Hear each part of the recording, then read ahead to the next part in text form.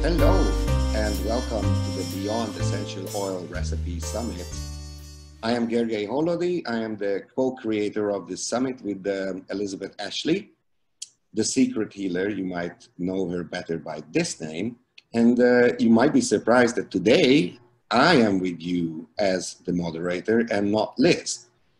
So let's just join Liz. Hello, Liz. Hello. It's very strange being the other side of the fence today, I can tell you. I know what you mean. It's very strange that I have to interview you today, but I'm pretty sure that you're going to have a fantastic presentation, which I already saw, but we're going to share it now with the listeners and those people who watch this podcast. And so for those people who might not know you, which is, I'm pretty sure that it's impossible, but let's face, can you just introduce yourself, a little bit about your background, how you came to aromatherapy? Do you have anything in the family, or what you are doing, what you have been doing? So, you know, just a little summary of how you arrived to the world of scents. Well, for those who don't know me, my name is Elizabeth Ashley and I write aromatherapy books under the name The Secret Healer. And I was very, very fortunate to have been born into an aromatherapy family. My lovely mum, who I wish I could have got talking on this summit, but she was very reluctant to come in front of the camera, was one of the first aromatherapists in the UK. And she qualified way back in the 80s. After having been working actually for herself for a long time as an astrologer and clairvoyant. And she used to see a lot of old ladies and old gentlemen who were very rickety and in a huge amount of pain with things like arthritis, rheumatism. And it used to break her heart because she used to say, I wish that I could think of a way to help them to get better. And so she went searching. And then one day I can remember coming home and her saying to my ever patient old dad that she decided she was going to London and she was going to learn to do something called aromatherapy because she'd been in the bookshop and a book had fell out at her feet and she said, well, that must be a sign. I'm going to follow that sign. So dad said, well, what's that then? And she went, I don't know. I suppose we'll find out. So she went to London and I can remember her going actually. And she went to train with Patricia Davis and, as I say, became one of the first aromatherapists in the UK. Went on to open one of the first schools and one of the largest schools, actually, in the 90s. She was vice principal of the International Federation of Aromatherapists and also, at that time, the school was registered under ISPA, but it's IFPA now, International Federation of Professional Aromatherapists. Mm-hmm. And, she... subsequently, sadly, divorced from my dad and got married again over the many years later to a lovely man called Michael Cook, who was also an aromatherapist and a medical dowser. He was the chairman of the British Society of Dowsers, and he was one of the first people to start thinking about dowsing for essential oils. And so between them, they trained me and I worked for a long time in their business, going around the country selling pots of cream and helping hundreds of people a day, really, with their pain. And so after a while, it became a little bit suffocating. So I decided to leave the family business and I went and worked as a recruitment consultant, which you could have never have got more different. But it's where I learned to sell And suppose that is where the difference perhaps to my therapy to everybody else is that I am quite happy to shamelessly plug at every possibility my wares. And I was writing as a ghostwriter actually after having had some personal problems, and I'd been made redundant, and so had my husband, and we needed to find some money. So I started ghostwriting, and after doing, I think, 7 Amazon category #1s for other people, my best friend Kay just went, enough already. I'm not standing for this anymore. You need to go and write those books in your own name. And so that's what I did. And 5 years ago today, it seems a long, long time ago, I launched this one and 5 others, and subsequently have written another 14 to make 20 manuals, of which 12 have been Amazon category #1s in my own name. And so I was made...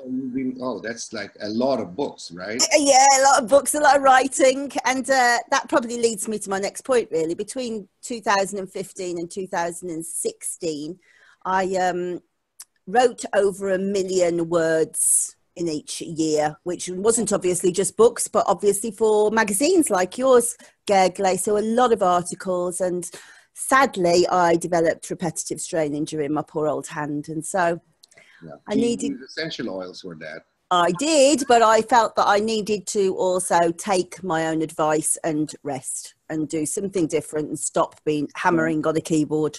Not with this summit, I guess, right? No, well, I didn't envisage Keyboarding so much.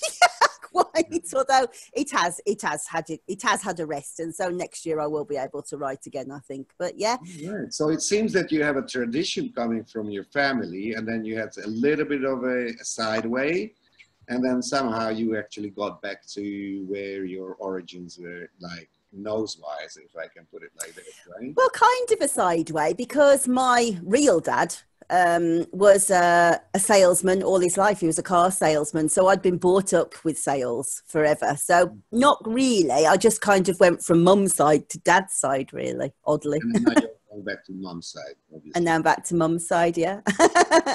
Great, that's great, that's great. So, okay, what was the background to your presentation? What is the title of your presentation? I can't remember. It's something about ameliorating pain through endocannabinoids, essential oils, and subtle healing. Something like that. Okay. And I suppose I did go right back to the roots, really, because I do remember how much in pain those old ladies were. They used to come and sit in our living room while I was trying to watch Coronation Street, and we'd have to tell them to stop smoking. And they would be really a lot in pain. And so when I saw people get better, that was the beginning of my love for essential oils, really. And so I've never left that behind, and I've always wanted to understand how to make people better. Mm-hmm. And so that is my presentation today. It's kind of a reflection of your experience as well, right? Yeah, definitely. And actually, after the summit, this is where I want to continue to work now over the next couple of years, working with pain. Yeah. Okay, so I guess that we are expecting another couple of books coming out in the bookshop, right? Books and courses is the idea, yes. Oh, that's wonderful. All right, so shall we just get in? Yep. And then just if you have your presentation. Yeah, because I'm so blind, I've got to come right up to the screen to be able to see now. So we're in Budapest today, so I don't know about how's that in Shropshire. It's very beautiful here today. Very, very beautiful. Right, so beyond the essential oil pain recipe, the mechanisms of the pain in the body-mind. So the first thing I found interesting when I was asking people about what they would like to talk about was that nobody said to me they wanted to talk about pain. And I thought that was really strange, because it's one of the areas where the doctor has no answers, but we have good answers. And so that surprised me that nobody seemed to be interested in exploring it more. So I wondered about that. And one of these quotes that I thought was really interesting was, "Chronic pain is common, but it isn't sexy," by the professor of anaesthetics at Balliol College. And I thought, yeah, I think that's true. When people talk about pain, it feels a bit uncomfortable. And so hopefully today we can make it feel just a bit more sexy. So that's the objective. More pain sexy, right? Yeah. So the objectives of today's lecture: to understand pain from a mind-body perspective, because from my point of view, one of the key areas that Gegla and I both wanted to explore with this summit was that if you go past the physical body, there are other things that are going to be influencing illness. And so we wanted to look at exactly what pain, how that is influenced from the mind. So that's what we'll look at. Okay. To recognize the component parts that can cause pain. So if you've got a poorly elbow, that's clear, but your elbow might not heal as fast as the next person's elbow for no really good reason that we can see. And so we look at the component parts that might be making a difference to how you are experiencing that pain, and discern the emotional and mental components of that distress. So obviously it hurts and so it's upsetting, but is there a feedback loop from the emotions too? Mm-hmm. And to recognize the difference between disease and dis-ease. And this was one of the very first things that I learned as an aromatherapist, and I don't see it written down very often. So I wanted to explore that a little bit more. And then to understand the feedback loop of the subtle bodies into the physical body. Now, we haven't really talked about the subtle bodies very much at all in this this summit, and so I thought that I would talk a little bit. Yeah, besides Salvatore. Salvatore did talk about it, and so did to a certain extent Michelle Rox O'Neill. But I obviously experience slightly different to most people, because I can see the aura and I hear the oils as musical notes. So slightly different subtle energy. So I thought I would sort of elucidate that a little bit for people. So you are some kind of a modern PS? What's a PS? PS was this English perfumer that corresponded the essential oils into musical notes. Oh, I don't know. Yeah, they used it in he used it in perfumery. So he was making each of the essential oils, like, is it a G, a D, a C? Yes, that is exactly how I hear them. Yeah, so that's what he was doing. Similar. Yeah, Septimus PS, that's his name. Oh, right, I shall have to look him up. So on this side, just to understand why these are important, because if we start to understand these, we'll be able to use our skills to make more people better, obviously. But importantly, we can grow our own healthy business too. And then we also find ways to set ourselves apart from our competitors.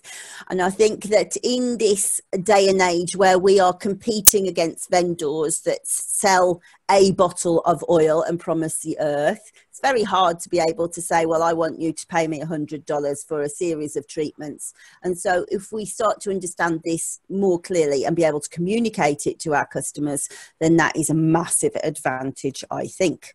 And as I say, now we'll be able to know how to communicate it.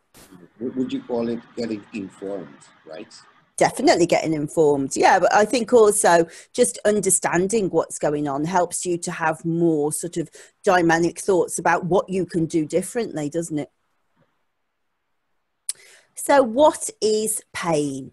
So in the dictionary, it says pain is defined as an unpleasant sensory and emotional experience associated with actual or potential tissue damage. So that's interesting, because even the allopathic medicine, the doctors, rather than the therapist, are saying, oh, yes, but it is emotional too. But what's also interesting is it's actual or potential tissue damage. So the pain may not actually emanate from anything actually in the tissues. There might be something else going on, and we'll look at that. It is very difficult to actually define something in a dictionary, right? You know, how can I think so. One sentence, which you can, when you actually keep to the metalinguistics, so which means like a complete sentence, it's really difficult. It's a really, really difficult job. I wouldn't want to have to do it. Okay, let's see this. So we have two types of pain. We have acute pain, which is like, say, if you banged your elbow, ow, that hurts. And it might be something like you've broken your leg or you burnt yourself, but that has a limited duration. And usually, although it's accompanied with anxiety or stress. After a period, it heals, it's gone. And actually, that doesn't fall in the limitations of this lecture. What I'm interested in is chronic pain. So this would be something that has a long or lingering quality to it. So the person's been in pain for a long, long time, and probably as much as 6 months or more. And so good examples of that might be arthritis or fibromyalgia, or like I was when I had my blood clot in my lungs. I had pleurisy for a long, long time, and it was very, very wearing to have that extended pain. And as I said, we talked about it could be a tissue damage, but it also could be nerve damage that's causing pain, or just pain. Sometimes there doesn't seem to be an explanation, but what is common is it will be accompanied by these real low feelings and things like oh gosh, it's beating me. I just can't go on. It's just exhausting me. And it starts to really wear into people's lives, and it has this enormous social impact. So what you're going to find is the person's going to start saying, I don't want to do that because I know it causes me pain. I don't want to get tired because I start to feel worse. I don't want to go out because I get tired. I start to feel pain. I can't go to work. Then suddenly they're claiming benefits, and then that social impact becomes absolutely enormous. And I was really shocked to see the impact of it, actually. Isn't it called the pain cycle, right? Pain cycle, exactly right. The more the more there is pain, someone doesn't want to do any kind of activities, because if they do the activity, then there's going to be even more pain. So it's like an evil cycle, and it just becomes self-perpetuating, and we look at that in a little while. But I was fascinated to see exactly what impact financially it has, what burden pain has on the UK. And annually, we pay out £100 billion in incapacity benefits to people who are in pain. And surprisingly, 80% of that is to people who have musculoskeletal problems. So that's not even touching things like Crohn's and things like that. Vast majority are arthritis, rheumatism, exactly what Mum saw all those years ago. It's a hell of a lot of money. Huge amounts of money, isn't it? It's terrifying. So let's think about this idea of disease versus dis-ease. So disease, we know. These are things like Crohn's disease, AIDS, whatever disease. It's an actual thing happening with the body. But this idea of dis-ease is very much part of the holistic approach to medicine. Yeah. That there is a mind, body, spirit connect, and that perhaps something happening in the physical body is because there is a dis-ease of the spirit, of the mental bodies, or the emotional faculties. And so what is happening in that person's life in front of them that they can say, this not quite working for me? Because it can be a really small thing, like they don't like their job. It could be a massive, massive thing, like they hate leaving the kids to go to work, or worse, it could be some kind of abuse going on. It just could be the very smallest thing, that they don't get to do the knitting that they love every day, you know? So if somebody is really struggling with some aspect of their life that is making them miserable without fail, we will start to see that playing out some way in their physical body. So it's like a manifestation of the what is going on in their life. Exactly. Not necessarily like physical ailments or So where this originally came from, this difference of our way of looking at it, we would say the holistic point of view against the allopathic point of view, the doctor's traditional point of view, actually goes way, way back to 1641. And this very, very dapper gentleman is René Descartes. And in 1641, he proposed this theory that we call mind-body dualism. And he said, right, okay, well, you can't define the thoughts and the mind. So they are spatial and they are indistinct. And so that gives it a very different feeling to the physical body. And so because they're separate entities, then probably they exist in separation. So the body does something and then the mind does something else. And from that very point in 1641, then Western medicine went, that makes sense to us. Okay, then we will assess what's going on in the mind. On one hand, we'll give that to the psychologists, psychiatrists, and then we'll assess what's going on in the physical body, and that's doctors that deal with that. And so we can see straight away that there is a problem with that from the, excuse me, the traditional way of looking at things. So let's just very quickly think about the word nervous. So the word nervous means to do with the nerves. It's pertaining to the physical body. But actually, when we say the word nervous, that's not what we understand, is it? We understand that we feel anxious. Right. So nerves are in the physical body, but nervous is definitely mental. So already we have this dichotomy where we say, that actually doesn't make sense. Mm-hmm. So let's think about what then would we say if we had a problem with sciatica. Sciatica's a nervous problem because it's to do with the nerves. Right. The sciatic nerve. And actually then, if that's the case, what actually is the central nervous system? It's not physical, is it? It's to do with the nervous system. So we're getting ourselves all tied up in knots here, aren't we? Trying to work out what a mess they've made of the nervous system. So let's just for a second consider the vagus nerve. So here it is. If you look at the yellow bits, this is the complexity of the vagus nerve. And it used... Yeah, I think it's one of the most difficult, it's one of the most, not difficult, but entangling everywhere. Right? Yeah, definitely. I would, if somebody asked me to draw that, I definitely wouldn't be able to do it. And we used to, in old medicine, know it as the pneumogastric nerve because the information comes from the gastric, from the gut.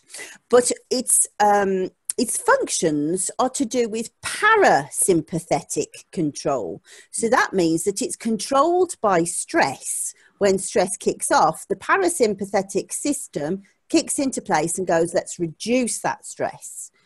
And then the vagus nerve starts doing its job, which I'll go through in a minute. But let's just consider that for a minute. That's definitely to do with the emotional and mental faculties, stress, being involved with the physical body.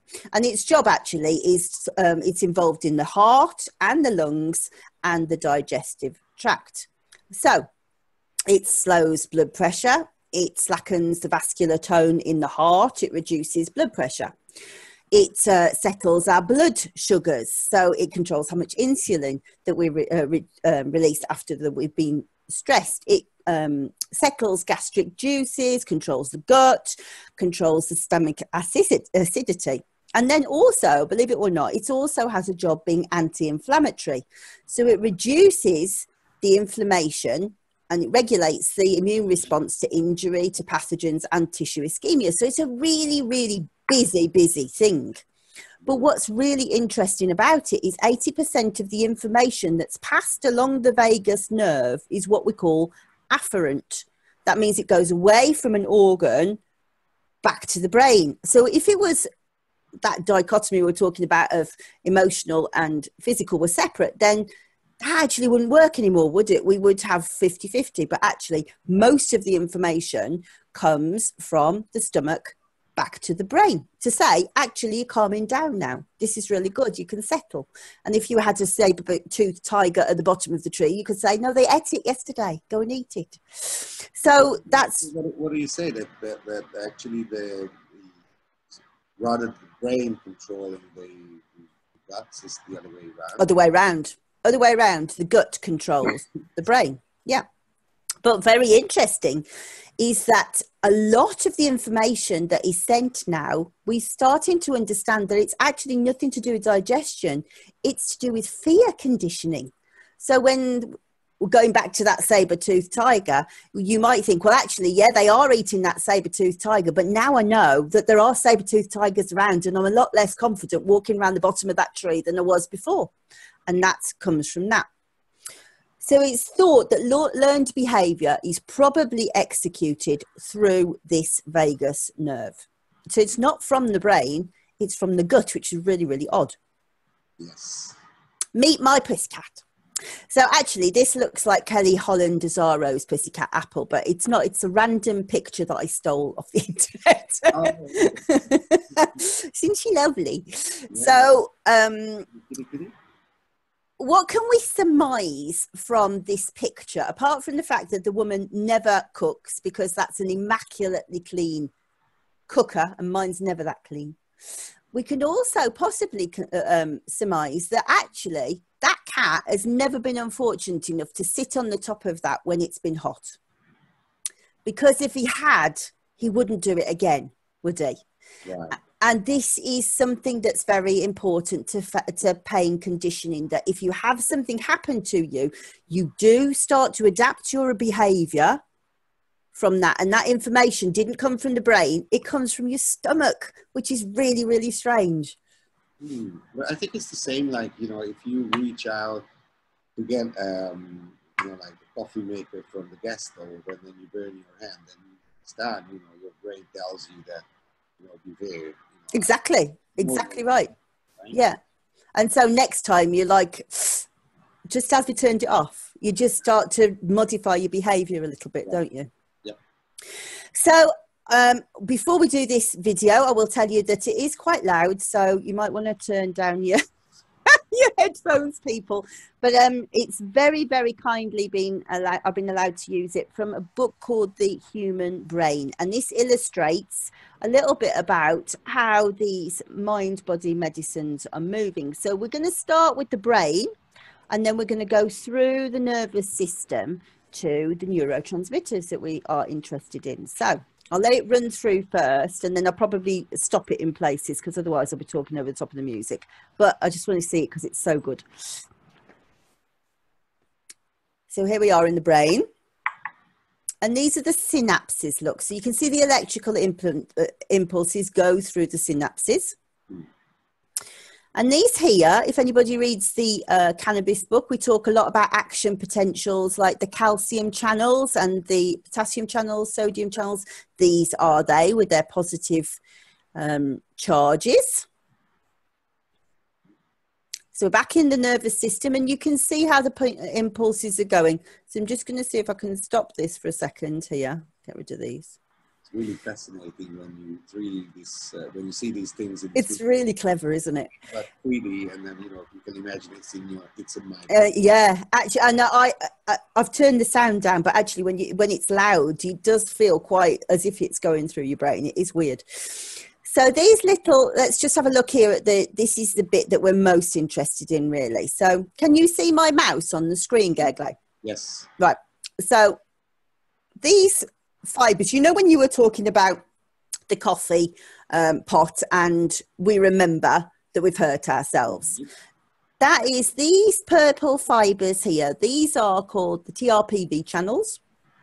And there's 3 different types of them, and they're involved in heat and pain. So if you, for example, when I go outside and I get logs for the fire and my hands go, it really hurts, it's so cold out here, that's TRPV. But likewise, if you touched the coffee pot, you would remember. And there's sort of 3 different sizes of fibers involved in that. The thin ones have lots and lots of myelin sheaths, so they are well insulated and they take information to the brain very, very quickly. Mm-hmm. So you know how, like, if you touch the coffee pot, the chances are you would take your hand off before you even realised, that's really hot, why did you do that? You go, so that's the first one going through. The second one goes, oh, hot coffee pot. The second one is much thicker but has very, very little myelin insulation, and that's the one that gives you the throbbing that goes, do you remember now? That was a really stupid thing to do. That's the reminder that you get all the way through. So that's these purple fibers here. So you say that, you know, nerve conduction is like really, really fast, and before you actually would recognize that it's burning, you already take your hand off because the information signals so fast to the brain. On one of the types of nerves, yes. On the first, but there are within each fiber, there's 3 different types of fibers. Yeah. And then these little bubbles that we can see, these are the neurotransmitters getting ready to leave the boot on. Yeah. So this here at the end, this is the boot on of the nerve. And so we've got here a gap. And this is what we call the synaptic gap. And because these synapses can't reach each other across the gap, actually, we hadn't really considered that before until about the 1990s when we started thinking about neurotransmitters. And we're like, oh, that's how it goes across the gap. So we'll look at the specific ones at the in a moment. But what's interesting is you can see all these little bubbles within the gap. They're all different neurotransmitters, obviously. We need the levels to stay fairly consistent in that gap. So if they don't, then we start to see pain and we start to see depression. So one of the main drugs that people are prescribed for depression and pain are called selective serotonin reuptake inhibitors, SSRIs. And what they do is they stop these bits here that don't go into the next nerve from being reuptaken. So they keep those levels high. So let's just see if I can just run it a little bit more. So we can see that they are going to open, they look like Scooby-Doo's bones. Scooby-Doo's bones are receptors, and they're very clever things because they can notice and recognize the different molecules that are going into the receptor. But sometimes they can be tricked. So the 2 obvious versions of that in our business would be, for example, clarisage. Clarisage can trick the body into thinking that it's estrogen. So it mimics it. And so then the receptor goes, oh, yeah, estrogen. Oh, right. Okay. No more period pain. We've sussed that. That's how it does it. And in the same way, you would think of cannabis. You've got the THC molecule is very, very similar to anandamide, which is the neurotransmitter, the ligand in the body. So the brain goes, oh, yeah, I know what this is, but actually it's wrong. It's not the right thing. So we can see how sometimes it's opening, some it's letting in, some it's not letting in. And those are the ones that don't fit that receptor. So just to stop it again. So this here before the gap is what we call the presynaptic nerve. And what's afterwards is the postsynaptic nerve. And most signaling that we see in the body goes from the presynaptic over to the postsynaptic. But in the research into cannabis, we learned that there is another endocrine system that signals backwards. It's called the endocannabinoid system. And what that does is when it gets those receptors, it goes backwards and it says, no, I haven't had enough of that. I need some more of that. Or no, too much of that, stop sending. So if we haven't got that, what we call retrograde signaling backwards, then we start to see illness, we start to see depression, we start to see anxiety, we certainly start to see pain. So let's just run it through to the end because it's so fantastic. There's some kind of dysfunction in the endocannabinoid, and it's a difficult word for me, endocannabinoid system. Yeah, there is. Then we start having operational problems in the nervous system, right? Yeah. And depending, I mean, that's another lecture altogether, but depending where in the endocannabinoid system you're having those problems, bear with me a second, then we can... CB1 receptor is in the brain, and it is... to do with cognition, to do with emotions, to do with mood, whereas in the CB2 receptor is predominantly in the periphery, and that is on blood and lymphatic tissues, and that is to do with inflammation, to do with immunity, and to do with pain, although the CB1 receptor also has a lesser role in pain. So the main neurotransmitters involved in pain. So some that you'll have heard of. So dopamine, serotonin, GABA, glutamate, noradrenaline. So for example, glutamate is very, very excitatory to the system and makes us feel anxious and wretched and tense, whereas GABA is inhibitory. It calms us down. Let's just think a little bit more deeply, though, about serotonin and dopamine, because they're ones that we're quite familiar with, aren't we? So serotonin, most people describe as the mood modulator. But in actual fact, serotonin has around about 30 different functions, and 90% of it is found in the gut, and most of it is manufactured in the gut. And its main function actually is to control gut motility. So if we are starting to feel constipated and we're no longer going to the toilet easily, then this will not only be reflected in our mood, but our mood reflects it, because it's the same neurotransmitter doing it. So the mood is very much in the mental faculty, it's emotional, but physical, you can't go to the toilet, and it's controlled by the same neurotransmitter. And likewise, dopamine is probably most famous for being in conditions like neurological conditions, so Parkinson's. People have that shaking. And if somebody is on antipsychotics, then they will also have this shaking because of the blocking the dopamine. But also you'll start to see a change in their disposition, because you'll find that they actually don't want to do as much. They're not as motivated. They're not as aggressive in life. And what we started to understand now is that dopamine is to do with your drive in life. So if you've got somebody who's very addicted to things, or they've got that kind of personality, or they're very highly sexed, then the chances are they've got lots and lots of, or perhaps some kind of skew in the dopamine signaling. I think dopamine is also associated with the sleep pattern, right? Yeah, lots of different things, lots and lots. Mm-hmm. Just a couple of interesting ones that perhaps are lesser known. Nitric oxide, I talk a lot about in my bronchitis book, because it has a real strong bearing on whether you can breathe properly or not, especially if you're stressed. But unlike most of the neurotransmitters, actually nitric oxide is a gas. So when something triggers it, it goes bosh, right through the body very, very quickly.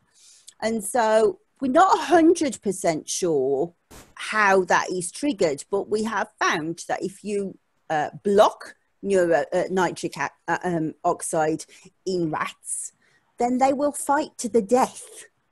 So there's very, very clear associations with, bear with me a second.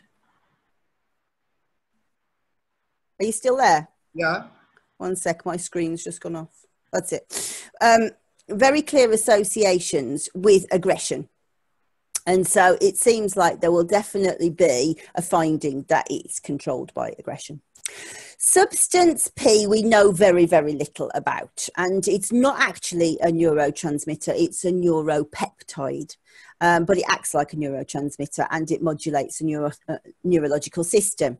And you find that in the spinal cord and in the brain, and it's very much associated with inflammation and in pain. So the more pain that you've got, the higher levels we will find of substance P, and you'll find that too in anxiety and depression. So we've talked a lot about the endocannabinoid system already, but let's just have a look at it in practice. So this is presynaptic to postsynaptic, postsynaptic back, and the two endogenous ligands, the natural chemicals that are in the body, are anandamide, which people call the bliss molecule, because that's what it does in the body, and 2-arachidonyl glycerol. I can't believe I can say that easily now. I can understand what you are saying. I can't tell you how many times I practiced that when I was going to have to present cannabis, I'm telling you. Right, so I think it's better written better written than spelled out, actually. I know. Well, it amazes me, actually, that they came up with this beautiful description for anandamide, because that has a chemical name as well that I can't remember. It's AEA, whatever that means. But then they just went, oh, and actually we'll use 2-arachidonyl glycerol. Why? Why did you do that? But anyway, so, and they'll put other potential pain in the assays. So the TRPV channel that we talked about, where that's with the heat and the pain, that can definitely be signaling, and it seems very likely that that will be one of the problems they find with things like fibromyalgia, that's completely skewed. I can't say the next word, cyclooxygenase pathways, perhaps is what it says, but the COX pathways. So that's what aspirin works on. And so usefully things like methyl salicylate in wintergreen, for example. So wintergreen is very, very pain relieving because it works on that pathway. And also the nociceptors. So if anybody doesn't know what a nociceptor is. Right, the last please. It's a receptor that modulates your sensations of pain. And usually it's a toxic thing. So the nociceptors are detecting noxious substances in the body, whether that be a chemical thing, whether that be pressure, you know, if you're being pinched or whatever. It's the nociceptors that send that. But what we will find is that the nociceptors aren't very reliable. So they don't necessarily send the correct information about how much pain there is to the brain, that sometimes they'll say, no, that's really bad. And there will be a skew with the nociceptors that is making the pain much, much worse than it was. So clearly, most of the information that I have here, we kind of are in a strange situation in aromatherapy, because all of our clinical evidence really is reverse engineering what we already know. We already knew that things like lavender was pain relieving, black pepper would be fantastic if somebody's had an injury. These are the oils that we have. So what we're doing here is reverse engineering and saying, okay, that's why that works. But also what's interesting is the scientists use it as a way to go, this is a way of understanding the human body better. So a lot of the information that we get isn't actually testing what the essential oil's for. It's to learn more about our body. So one of the current trends I see in when people are writing about aromatherapy is they'll say that I've seen this piece of evidence, so that definitely means that it will do that in the human body. But that isn't necessarily so. So this is just to talk about the scientific evidence versus aromatherapy. So here's our challenge.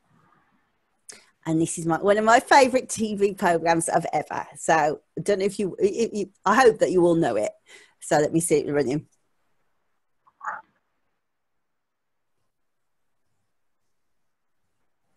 There's no sound.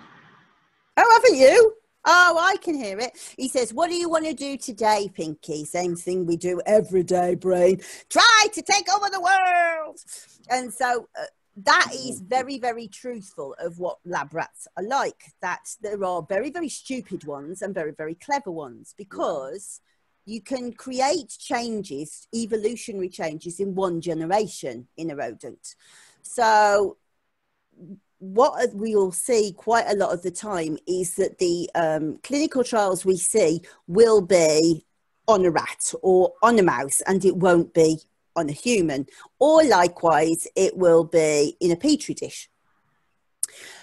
So what we'll see is these results coming, but actually the onus on the pharmaceutical companies and the researchers, they actually don't have to publish every single trial. They only have to publish the ones that work well for their results. So if they want to perpetuate a certain drug and they get a clinical trial that matches that, then they can publish it. And likewise, if they want to justify doing another stage in an experiment, then they will publish it. But actually, there are lots and lots that don't back up what they're saying. We don't get to see that. So what we're seeing is a rather skewed opinion, because why would they not publish it? Or why would they sort of, like, I wouldn't say it. Maybe if for example, if, for example, they wanted to prove that lavender oil worked on a certain receptor, and the trial showed that it was already a different receptor that they already knew and not the one that they wanted to show, then they wouldn't publish that finding because it doesn't actually take science forward anymore. So we won't get to see that. And likewise, if they move things on from animal trials onto human trials and it didn't translate because it didn't work, we're not biocompatible and we didn't have the same blood type or whatever, and you didn't see the same thing happen in humans, then you would never see a human trial. And so it's very easy to think, oh, but there hasn't been a human trial done. That's not necessarily true. Okay. So the next thing, as I say, sometimes oils and blood can be biochemically dissimilar. So what we might see in this petri dish may not actually replicate when it goes into in vivo in a rabbit, or it might not, or it might be okay in a rabbit, but by the time it gets to a human, it goes, oh, and that happens a lot. Sometimes it kind of bubbles up and it's destroyed and you don't see it happening. Often trials are based on herbal extracts, and so they might not have the same constituents as an essential oil. Not all constituents, as we know, pass through distillation. And of course, one of the main reasons that a pharmaceutical company will never be able to patent an essential oil is that there is this huge biodiversity of essential oils based on the climate, the soils, etc., etc. And if I need to remind you to go and look at Melanie's gadget, the Dropsmith, that's a perfect representation of just how different those can be. I mean, like, well, I've seen, and I'm sure you have heard of, that there are companies that are actually standardizing some of the oils, which is partly because of the customer sure. demand. I always want to smell the same thing, you know, so that they standardize the oil. So you could say that, you know, however is the climate, more or less you can standardize. But okay, let's move on and we can discuss it later. Well, we've seen this already. This is the magic of gadgetry. This is the video, a snapshot of the video turned upside down for the endocannabinoid system. So you remember seeing this. Right.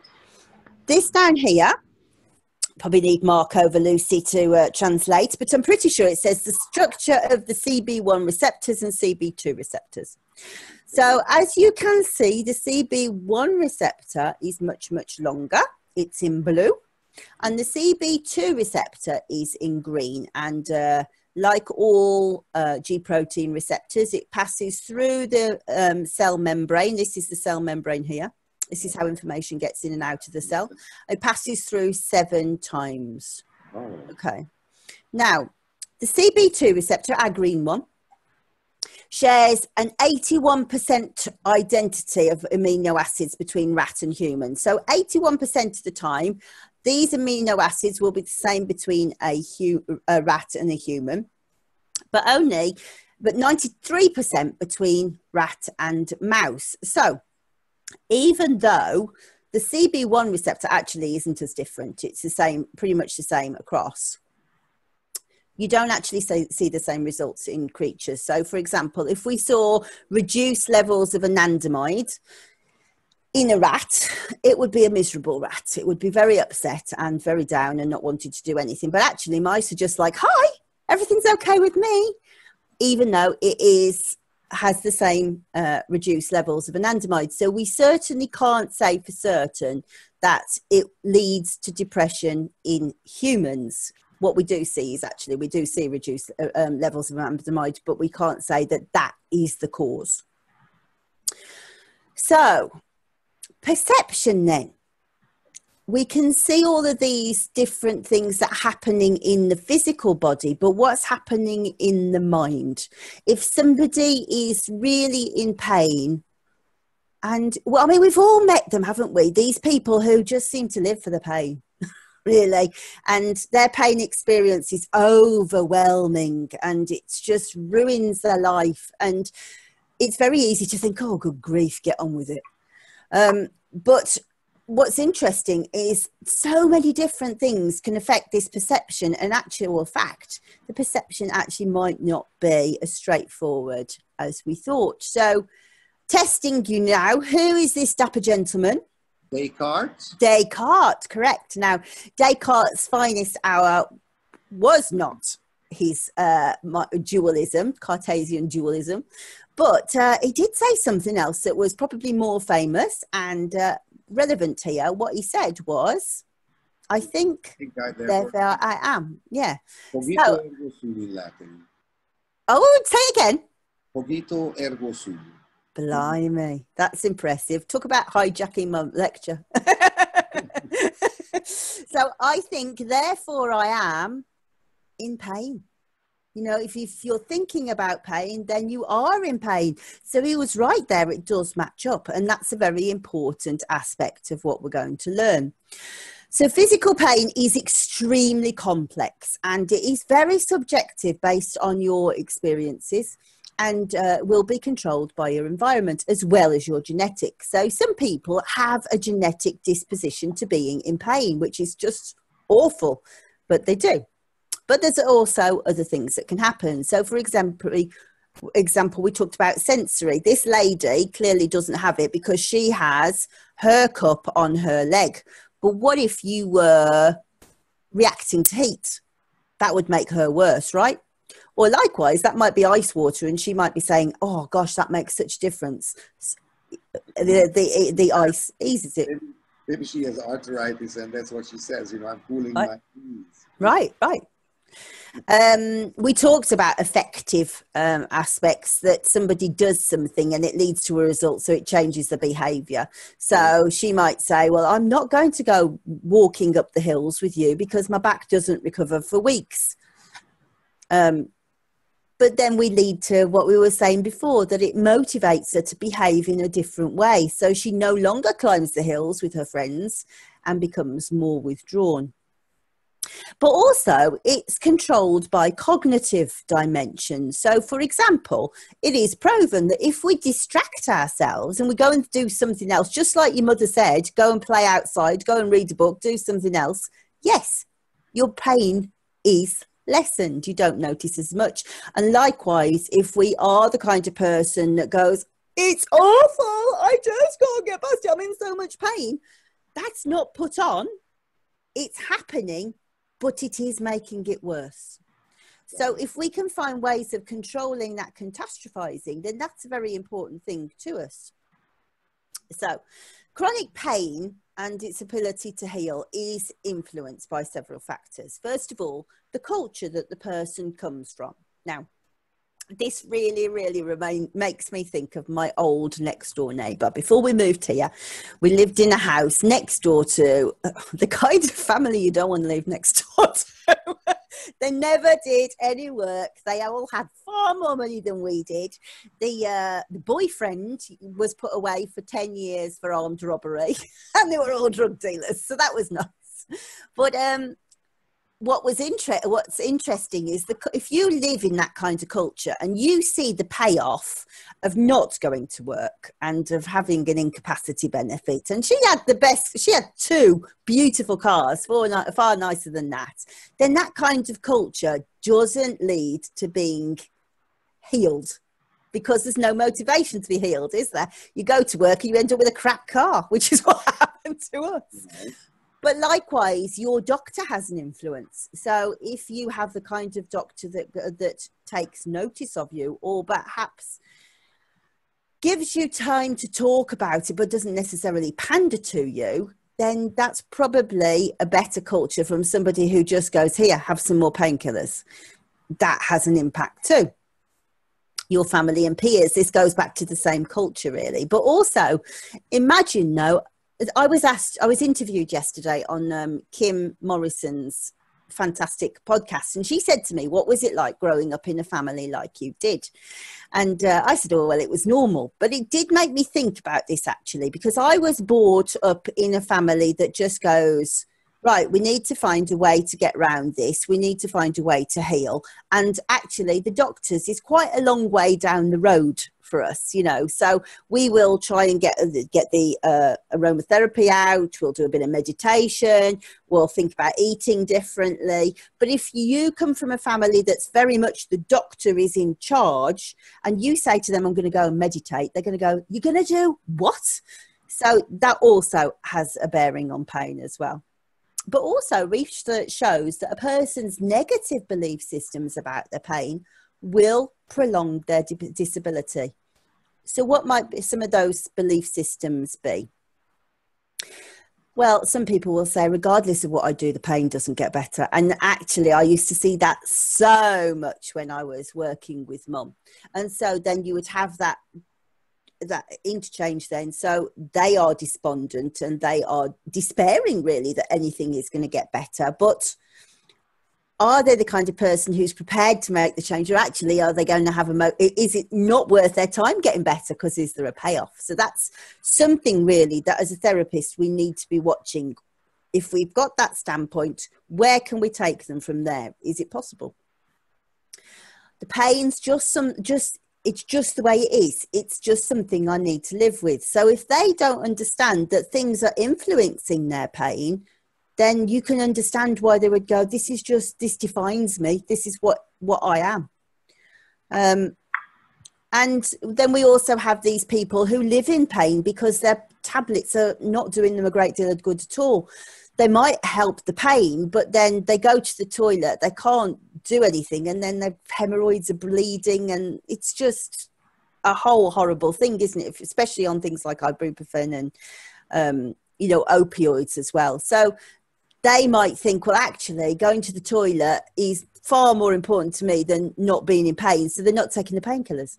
Well, a lot of people live by the beliefs, and this is something that we have beliefs everywhere in the day, which I think that we get from our environment, because we grow up getting these, samples from, our parents, from the school, from the neighbor, from whoever, in the playground, we see little Jim doing this, and I believe that is going to help me as well. So yeah, and that starts to define how you move forward. Yeah, beliefs are really strong, and they really can have an influence on pain perception. And now we are talking about the mind, right? Mm. Okay. So what's interesting as well, and this absolutely knocked me over. You could have knocked me over with a feather, is what my dad would have said, because research now shows that if you have some kind of spiritual practice, then the chances are you experience less pain than somebody who doesn't, which is really, really odd, isn't it? So I'll read it word for word. It says, people who are both spiritual and take part in religious practices struggle less with pain than those who are merely spiritual, and conversely, those who have no spiritual outlook seem to suffer this pain the most. And I think that's really, really interesting for what's happening as an age of experience, really. People are becoming more spiritual and more aware, aren't they? And perhaps that's helping our pain as well. Can I be a little bit of an evil? Yeah. So because now I'm looking at the things, and then I say like, okay, so can it be that actually spiritual, because what we were talking about, how people deal with pain, or how they don't. So it just makes me think that maybe spirituality is a coping mechanism. I definitely think so, and I think things like who looks it from what what angle. Yeah, you could. Yes, you can frame it as you like, can't you? Reality is just a single coping mechanism with pain or with any other things in life. But some people say, well, this is my life, right? So it's not just a coping. This is my part of me. Mm. I think that that could be a very, very long conversation anyway, couldn't it? But I think also if somebody's got faith that somebody else has control, or something else has control over their pain, then that's probably a useful way out, really, isn't it? So, but we kind of need to put all that together and interpret it, really, because what this means then is the brain isn't only a passive receiver of these sensory messages. It's not just receiving pain messages. It's much more complex than that. The messages are getting there, but then they're being interpreted and adjusted according to the pain. So in other words, the pain constantly evolves and changes based on the environment that you'll find yourself in. And so hopefully that means when somebody comes to you as a patient, immediately their environment is changing because somebody's listening to them and they see that perhaps they found a way forward out of pain. What we know is stress and chronic pain are intrinsically linked. So this is what you were talking about earlier, Gegla, about the pain cycle. Persistent stress facilitates pain. It facilitates the pain perception, and then it makes the pain pathways worse. And so you have this feed forward pattern, this loop all the way through. So you have perception, increased pain, sensitization, perception, pain, sensitization. It goes forward all the time, always getting bigger until you can find your way out of the loop, of course. Now we're in the way of this. This was my dramatic moment. So physical, emotional and mental stress all exacerbate pain. So everybody who knows me knows I like a lovely bit of cake, and that's a spectacular bit of cake on there, I think. But guess what else makes pain worse? I don't know, forks? No, not forks. So let's just stick them in yourself. Weight. Weight does. Excuse me. So I see I'm choking on the whole thing of not being able to eat cake. You want to eat that cake, I see. I want to eat it many times over. But this was an interesting thing that I read from 2009. 79 women were given stress tests and submersed into cold water and given isometric tests. That's abusive anyway. Yeah. In all tests, the women perceived pain as being greater after being exposed to the stress.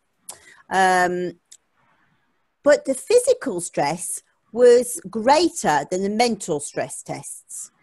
But the people who had the worst changes in the pain perception were the big ladies. So if you can lose a bit of weight, the chances are you may reduce your pain levels too. Not to mention that you're carrying less weight, of course. Interesting point. So one of the things that I find very interesting when I am treating a patient is we can listen to the feedback a patient's giving us about pain levels. And I would always say to my patients, please make a journal and document what's happening to you so you can see day to day what's happening. But also, from my point of view, I can see what's happening from week to week based on the changes I can see in their aura. So people are always asking me about this, so I thought that I would demonstrate it. So first of all, let's think about the function of pain.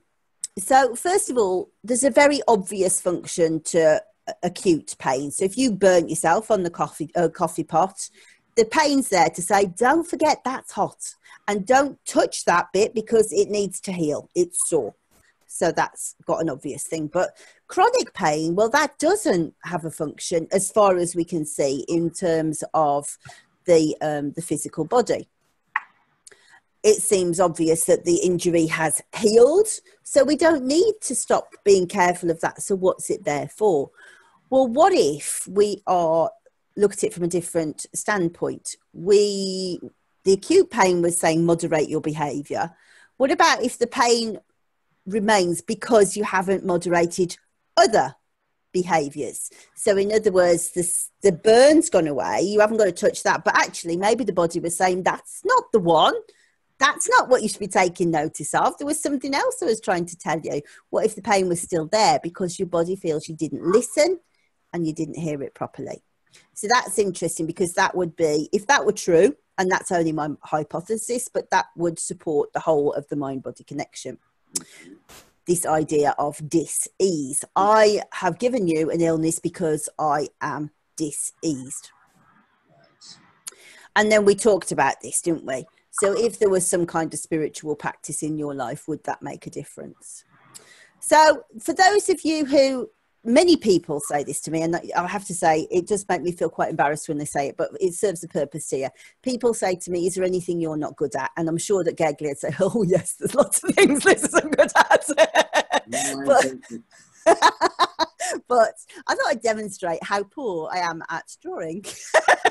So we're coming to, I'll explain to you what this is at the end. You'll see it building up, but this coloured mechanism is how I see people's auras around them. So look at my drawing of a man. So there we go. And so here's number 2. So drawing number 2 is our man surrounded by the etheric bodies, and traditional thinking says that there are 7 etheric bodies leading out from the physical body, which is the first body, out into the 7th body, which is consciousness, really, as spiritual as you can get in graduating degrees. I have to say, I don't see it like that. It's not to say that it isn't like that, but that's not how I see it when I see somebody's aura. You'll see that they overlap the different bodies. So, for example, 2 and 3 here are yellows and oranges and reds. So this is a representation of a lady who does come to see me as a patient. And what we can see, you might be able to make a guess at her kind of work, because you'll see she has a very blue external outer, and then she also has all of this green. So she's a very healing person. Any thoughts what she might be?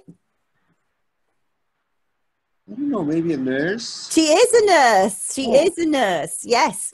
And she what kind of personality do you think she might have by all this orange and yellow? Is that orange or yellow? It's more yellow to me. Or there's like this little orange patchy.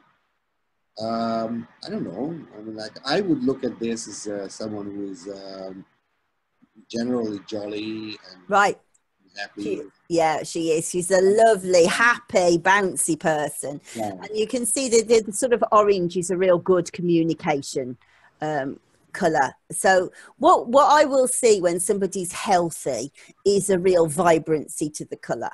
But what you can see from Megan's here is that she isn't vibrant at the top, and she isn't vibrant in the further fields. So one would suggest that perhaps there's some kind of dis-ease here. So if you were to look at that, can you guess what kind of presenting physical symptoms she might have based on where the energy is missing? Well, if it's like from up to down towards the earth, I guess it's something to do with the head. Huh? Yeah, Megan has migraines. Oh, migraines. Okay. Terrible, terrible migraines. And you can almost see see how it's fuzzy around her head, can't you? And you can just see when I see her in front of me, it's like there's a hole that part of the rainbow is missing. Right. And so here, this is how we can see the chakras. So the chakras are obviously wheels of energy that vitalize the physical body, taking messages, we presume, from the aura into the physical body. So he got very technical, started running, did my man here. So we can see the side of his body. So they emanate through the front and the back of the aura going through. And as you can see, they kind of taper outwards. So you have it's like a vortice of energy. So if somebody has I don't think we saw this. We'll say that we saw this with Megan, but we didn't. But brow chakra is obviously headaches, this area. So normally if somebody's got headaches, you would normally see too little energy here, or way, way, way too much energy. So of the energy field, you say. Right. Completely destroyed. Yeah, very, very disturbed, and actually sometimes misplaced. Sometimes somebody might come to me who their chakra's over here, and you think, well, oh, blimey, how is that vitalizing your body at all? And so it's a bit like the same actually when you're dealing with bones, that the muscles pull them back. You know, you do something one week and the muscles go, no, it's supposed to be over here. You will see that with the chakras, moving them a couple of, you know, it might take 3 or 4 weeks of pushing the energy back to get it back in. But funnily enough, when it's in the right place, then you suddenly start, she suddenly goes, oh gosh, not only do I feel better, I can think more clearly as well. So just as a more fuller detail, I've outlined where the different etheric bodies are, but also you may notice that she has like a snuggly suit on now. I've shaded it around Megan's body, and that's like an electromagnetic field that I'm sure everybody who's done massage can feel, that when you put the hands on the person, there's almost like this, oh, don't touch me. There's like a spikiness around them. And so, because I'm a massage therapist as well, you know, and I do sometimes feel that kind of, either on me or on the client. Right. And do you remember, I don't know if you did it at school, it always makes me think of that. When we learnt about magnetism and you had the iron filings and we put it on a piece of paper and you went under like that and the iron filings would go like that. It's exactly how it feels and looks to me. It's a bit similar. And so you can see how the chakras go through the physical body there. So by improving the flow of energy through the aura and the chakras, obviously we can influence pain there too. And if people are interested in doing it from a chakra approach rather than the physical approach and they want to have a go, there is a list of different oils there for which ones I use for different chakras. But just quickly going back to that illustration here of the chakras, we can see how they go through the spine. And I think the spine is a really important aspect that gets overlooked a lot, because with pain in particular, most of the pain nociceptors, pain receptors generally, are in the spinal column and going up in the brainstem. So the spinal cord goes right through the spine. And if there is some kind of misalignment with a vertebrae, then you can see on the illustration, there's little holes in the spine. Well, through those is obviously where the nerves feed through. So if a vertebrae is tipped, or vertebra is tipped, then it will lean on that nerve and it will send pain signals down into the corresponding organ. So for example, if we're looking at this one here, this is T7. This is one that people often have a misalignment because they don't sit upright, and I'm terrible for it. They slouch in your chair. So after time, the muscles start to pull it out of alignment. So it might not necessarily be that you've had a car accident. It's just general wear and tear. But over time, it's resting, and you'll start to see, you might see heart conditions. Hopefully you wouldn't, but you might see things like bronchitis, chest infections keep coming back, high blood pressure, and that becomes from this misalignment. So although as therapists, most aromatherapists don't manipulate the spine. Obviously, I'm guessing that, well, Dr. Z, he's a chiropractor, he would manipulate the spine. But we can, especially when we're doing massage, just feel to see if they're in alignment. And if they're not, then the person does need to go to see a chiropractor, or else you are not going to be able to improve that situation. In fact, I had, I think last year, for some time, I sort of felt like, you know, I mean, like, obviously there's no, when you get a heart attack, you don't have the heart pain, but you feel that kind of like striking feeling, whatever. Then I went to a chiropractor, and then he adjusted some in my back, and he said, yep, it was T7. Oh, there you go. It can actually correspond to like this feeling of like having like heart pain and palpitations, tachycardia and stuff. Which actually you could very easily misinterpret for being anxious, couldn't you? You might think, I am really struggling with anxiety, but actually it's something wrong with your back. And so this little illustration at the bottom shows if like me, you do carry heavy bags, because I never leave anything at home. I carry everything. You pull it down on one side of your shoulder, then your pelvis tips the other way to try to even out, you know, it's counterbalancing. So then you will get the misalignment, and you will see that go all down the spine. So that's an important thing to be looking at too. So essential oils for physical pain. Well, let's be honest, we know them, don't we? But there was just a couple of insights that I could bring you as to why they are useful. So for example, lavender, we know that it acts on the serotonin receptor, on the dopamine receptor, the NMDA, which is one of the glutamate receptors, and on GABA receptors. So actually, right across the board. No wonder it calms us and it's analgesic, because it works in many different places. Helichrysum maintains levels of arachidonic acid. Arachidonic acid is the substrate that makes endocannabinoids. So if that keeps those levels high, we don't have this deficiency of anandamide and to arachidonic glycerol, because helichrysum keeps them higher. So therefore, that reduces the pain mechanism. Copaiba. Copaiba has high levels of beta-caryophyllene, which has a mild binding affinity to the CB2 receptor. And you may remember that the CB2 receptor is inflammation, immunity, and pain. Black pepper. Black pepper is a really interesting one.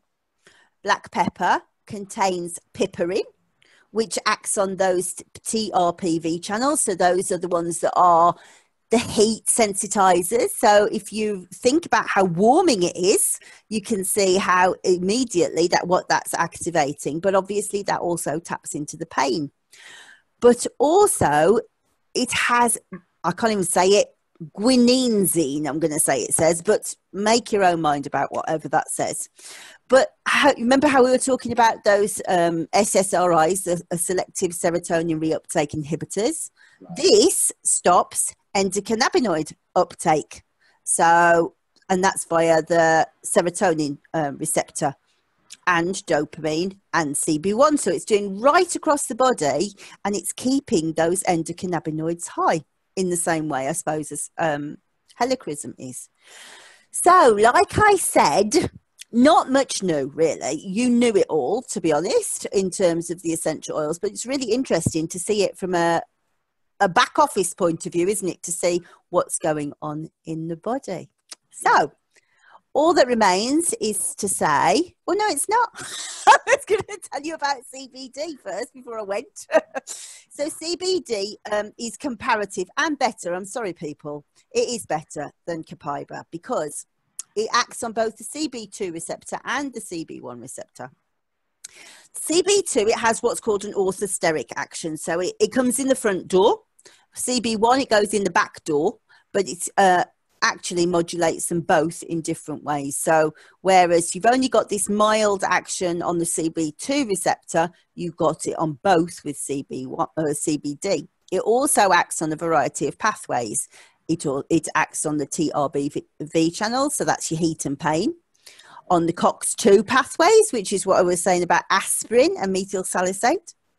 Also on all of these different neurotransmissions. So on glutamatergic, so the glutamate ones, GABAergic, so that's your inhibitory ones, and the serotonergic and dopaminergic pathways.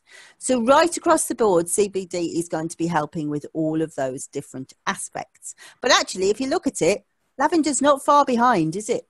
Right. It's pretty impressive. Serotonergic. Well, sometimes these words, you know, like, yeah. Oh, I know. Tremendous words, aren't they? So I want to say thank you to everybody for listening, and thank you, Gergely, for hosting, obviously. Yeah, it was a great presentation. I mean, like, I'm sure that for a lot of people, some of these terms and some of the thoughts might be absolutely new. Yep. Remember when you asked me to do a review on your cannabis book last year, which I did, and I tell you that was a really fascinating reading. Thank you. Also, I had to do a lot of research myself. I mean, obviously, I'm not an English speaker by definition. I mean, like, I speak English, obviously, but that's my second language. But So there's like lots of words for me because there's something is new. For the traditional aromatherapists, probably some of these words are absolutely new. Oh, completely. It's a whole different language, isn't it? So I'd rather, I absolutely urge whoever is listening to this podcast to actually go and get Liz's cannabis book, because that is just besides fascinating historical facts, like, this is like well into research. And I'm really surprised and not surprised that, I'm like, in all your books, you have like an immense amount, like a huge army of references. You do a lot of work researching on the net and in, like scientific publications. So I think that this is this presentation is really well established for me. And thank you. Okay, Liz. So I just wanted to ask, what's your plan for 2019, or rather plans? What's your plans? When we finally finish doing all of this stuff. Well, I have plans to come to you, obviously, in Hungary, which is when? September 28th and 29th, isn't it? To talk at Drops. Right. And also, I am going to go to America this year on the 17th and 18th of February. Then I'm going to talk for a company called Oilastically Out of the Box, LLC, which is a lady called Cynthia Tamlin. And she's asked me to do a much longer version of this lecture. So it's going to be 2 days, and we'll cover all of what we've talked about today, much more in depth, and we'll look more at the energetic stuff as well. So Cynthia's... Which city? Which city? Seattle. Oh, Seattle. Where Seattle, and it's somewhere special to you, isn't it, Seattle? Seattle is a little bit, yes, it's special to me because that's where my ex-wife is from, and then that's where I lived for a couple of years when I was in the US. Yeah. So I'm going to go over there, and as I say, we'll do a much longer version of this talk over the 2 days. Oh. And hopefully, I want to sell some more books for 2019. So if anybody wants to pop over to Amazon and buy some books, that would be good too. Out of those, like 12 some or 20 some, whatever you think about? 20 books, 12 Amazon bestsellers. Yeah. So yeah, so if we can sell some of those, that would be good. And at the bottom of the screen, I've just put all the places that people can come and find me. And the best place actually to find me is on Facebook. I have rather an addiction that I need to get rid of, but that's the best place. Yeah, okay. And then I'm sure that if you have anything else comes up, like a new book or anything, then you're gonna let people know on Facebook and then on your site, right? And I'm going to spread the word myself, so don't worry. Thank you, darling. I appreciate that. Yeah. Okay. So if we can wrap it up now, then thank you for your time. And I think it was a great presentation. I usually learn a lot from you anyways. And I'm sure that many people learn new stuff. And if you're interested to see Liz, then fly over to Seattle in February, right? Absolutely. And then have beautiful seafood. Yeah. So, is that what I'm going to get? Seafood? Oh, that'll be exciting. Yeah. Seafood, oysters and stuff. So it's I love the food in Seattle. It's like such a variety, like a varsity. Beautiful. So just before I go, Yegle, I want to say thank you so much for everything that you've done. I could say thank you everything you've done, Liz. So we can thank each other, okay?